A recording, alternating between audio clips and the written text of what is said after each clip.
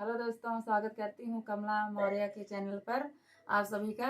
मैं एक छोटा सा विवाह के उठान लेके आई हूँ। कैसा लगेगा कमेंट में जरूर बताना। नमस्कार दोस्तों, मैं कमला मौर्य। आप लोग मेरा सपोर्ट जरूर करना।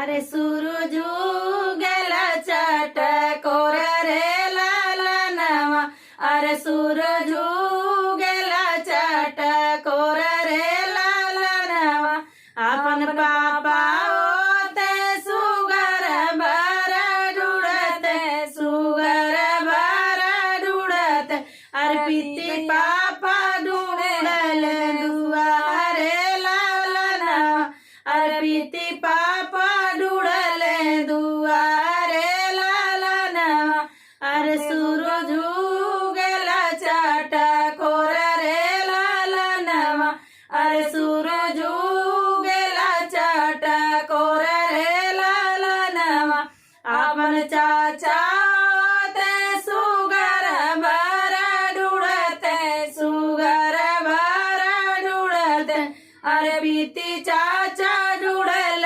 दुआरे लालनवा, अरे बीती चाचा ढूढ़ल दुआरे लालनवा, अरे सूरज उगला चटकोर रे लालनवा, अरे सूरज उगला चटकोर रे लालनवा, अपन भैया होते सुगर भर ढूढ़ते, सुगर भर ढूढ़ते, अरे बीती भैया ढूढ़ले दुआरे लालनवा, अरे पीती भैया ढूढ़ले दुआरे लालनवा, अरे सूरज उगला चटकोर रे लालनवा, अरे सूरज